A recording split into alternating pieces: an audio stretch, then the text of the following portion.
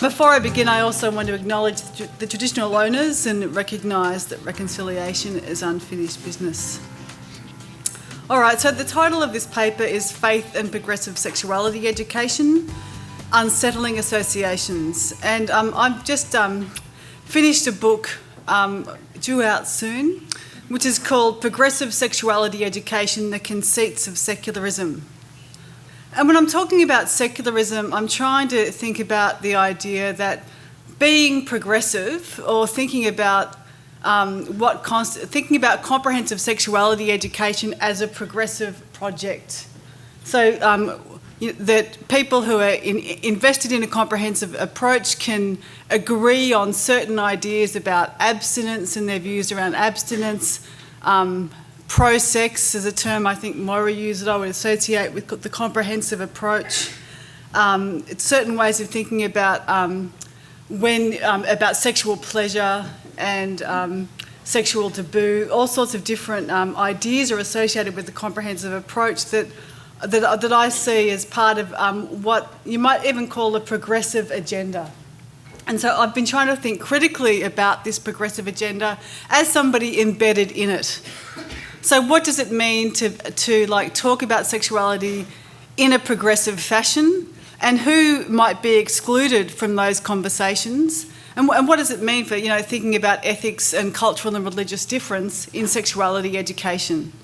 So my aim in doing this is that I'm not just speaking to people who already agree with me, but I'm trying to invite into conversation people who might have some quite different understandings around sexual ethics, around relationships between religion and sexuality, and thinking about how those things should be navigated. And the place of morality as well in talking about sexuality education, picking up on a point that Moira made, I really think morality needs to be a part of conversations in sexuality education, and that we shouldn't see it as distinct from it somehow. All right, so in thinking about the significance of this paper at a conference entitled Sexuality, part of my entry into these debates is thinking about new migrants to Australia who are settling in rural and regional communities. How does sexuality education address issues relating to cultural and religious difference in urban and rural populations? According to 2011 census data, there were 8,000 people roughly living in Greater Shepparton who were born overseas, with 27% of those arriving within the 5 years prior to 2011. And a significant number of these new arrivals are from Afghanistan, India, Iraq and Albania.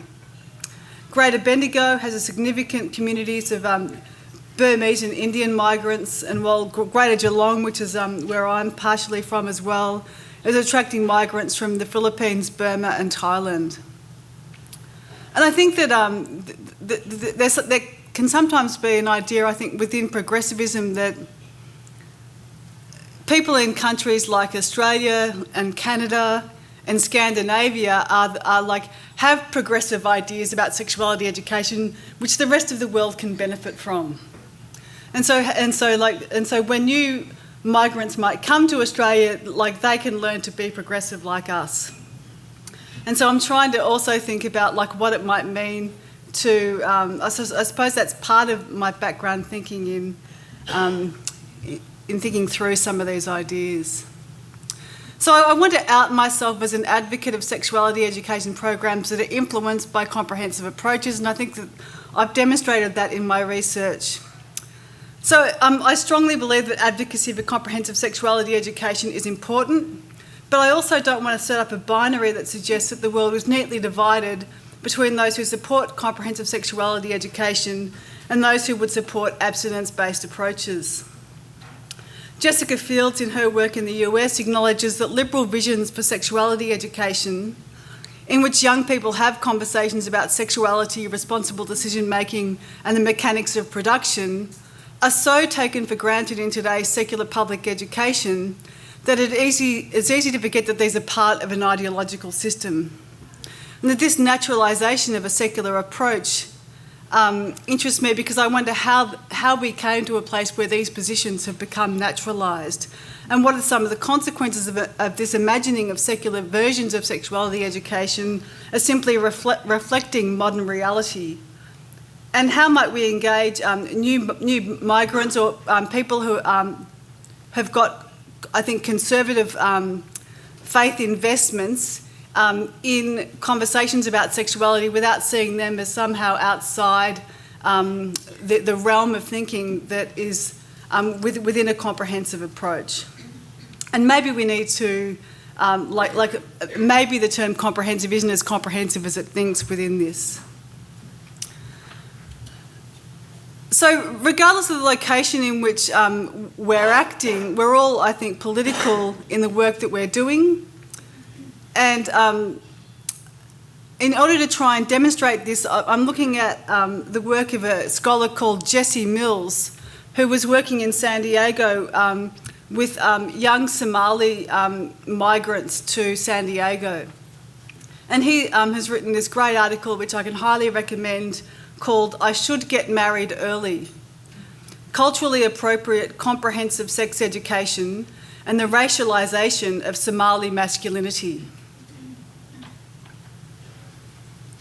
So Jesse Mills' study of this comprehensive sexuality education program in San Diego illustrates, I think, some of the misfires and misrecognitions that can occur when progressive ideas are enacted, perceived as regulatory by the people that are encountering them. So this is one example of how a progressive approach to sexuality education can produce a set of alignments that have, I think, the potential to reinforce religious conservatism among the young people that they were trying to engage, and also therefore minimising the efficacy of a comprehensive approach. So Mills observed the day-to-day operations of a project called Project Brotherhood, Responsibility and Outreach, otherwise known as Project BRO. And it's a comprehensive sexuality education program aimed largely at young Somali men recently arrived in San Diego, California. The education program takes a comprehensive approach, and this is what they say that they're doing. They're aiming to provide young men with knowledge about sexuality they need for good decision making, to encourage respect for themselves and others, to help young men understand the importance of self-responsibility, especially in the area of sexual behaviour, to help young men increase their level of meaningful communication with their parents, and to prevent partner violence by encouraging healthy relationships.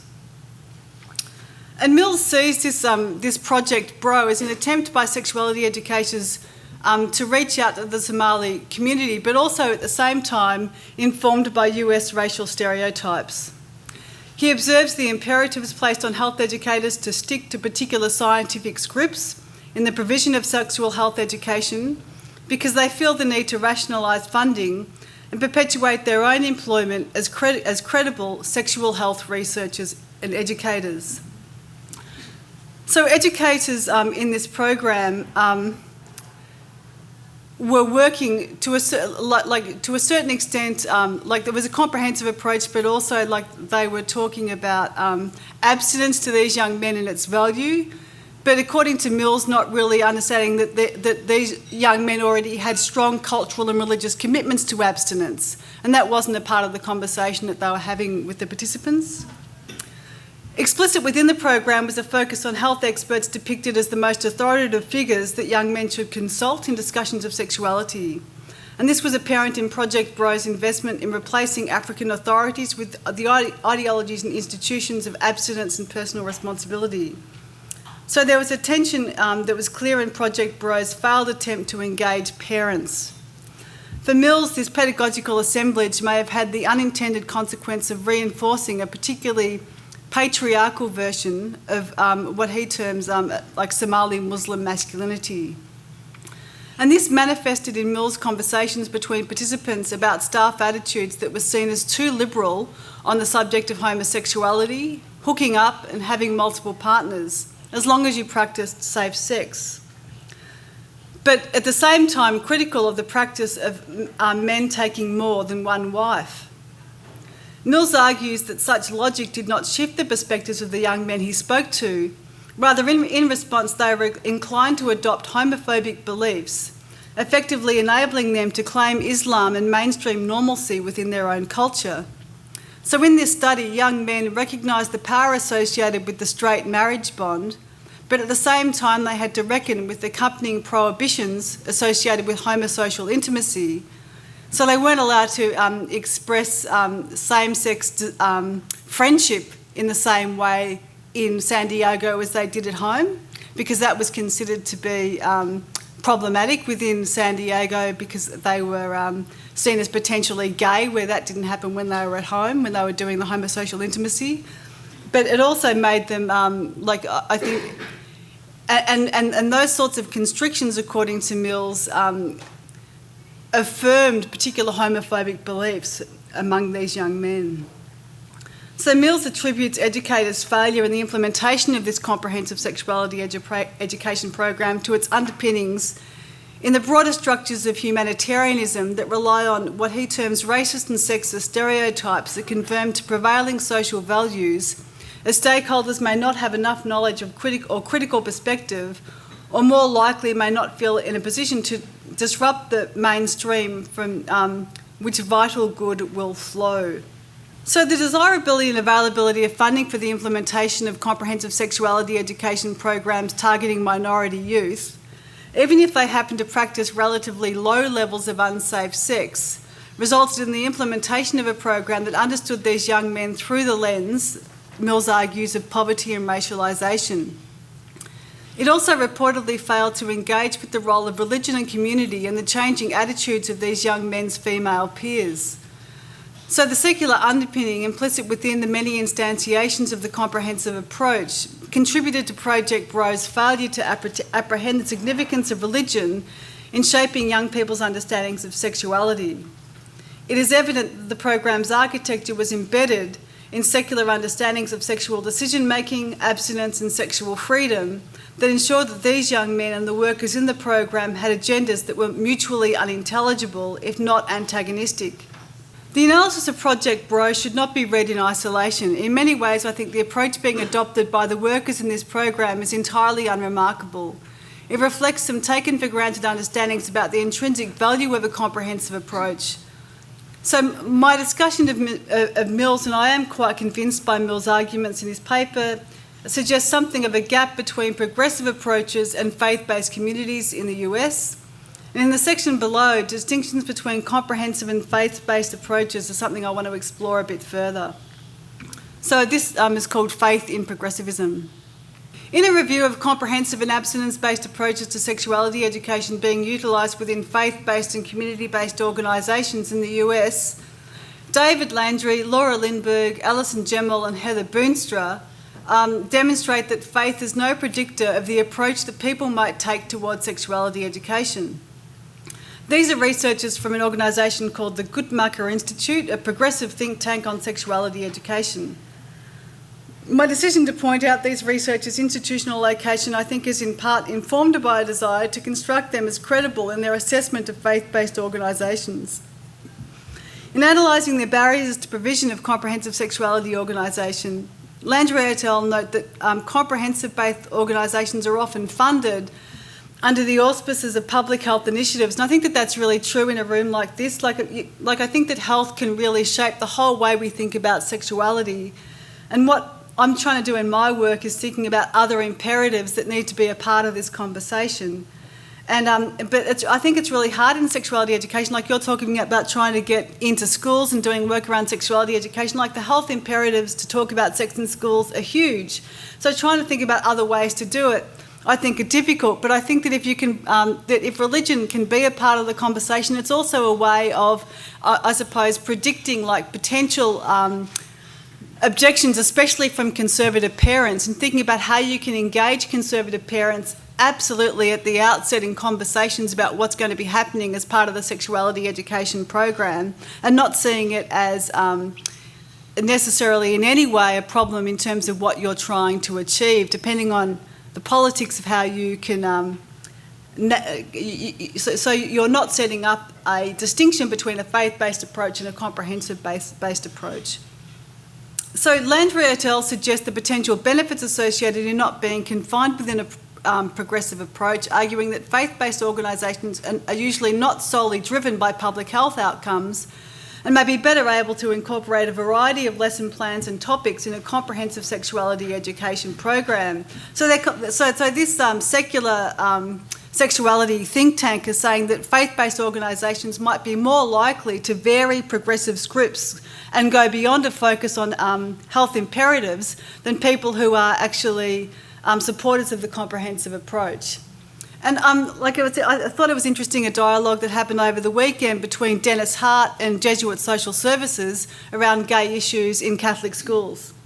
And the Jesuit Social Services, in a publication, I think it was called Not So Straight, are like having a conversation with Dennis Hart about what it means to be gay and Catholic, which I think, so I suppose I'm thinking about those sorts of conversations as an important part of a comprehensive approach. I wanted to say something about the idea of open inquiry, and that idea that I think that is a part of comprehensive sexuality education, that people who are comprehensive are open to lots of things, and people who are faith-based maybe aren't as open as we are. And and I think that this happens really, I think that Nancy Lesko is for me, she's one of the best thinkers around sexuality education, and she's written about relationships, and she's written critiques of comprehensive approaches, which I think are really good, but she kind of includes, and she says that people who support comprehensive approaches and abstinence are often nostalgic, viewing the current state of sex education as a loss or a compromise, and a far distance from a preferred education about sex, gender, marriage and authority. So she's actually saying that abstinence-based people and comprehensive people have got more in common than we'd like to confess. And she says that in responding to this nostalgia, Lesko thinks about how the sexual knowledge might be imagined otherwise. And she says that memories and longing are not to be split off from science or psychology, but rather linked in liberal studies that resist final conclusions and wholeness and emphasise open inquiry. There are possible orientations in doing sexuality education differently, moving away from instrumentalist messages to locate sexual knowledge within history, society, and individuals' lives and meanings. But I think that the open inquiry that she suggests needs to apprehend not only politics, history and society, but also the place of religion, spirituality, ethics and belief in the production of individuals' lives and meanings. An open inquiry, I think, is another idea associated with a progressive approach. This is because open inquiry is predicated on the assumption that young people and their families see the value in contestation of ideas related to sexuality. And in a report on religion in the public schools, the Pew Foundation suggests that this may be untenable for a religious group to insist upon the teaching of biblical truths about religion, and think that this is, this is what we believe, and open inquiry isn't a part of the conversation that we necessarily want to have. And I think I'm going to end on that fairly controversial note.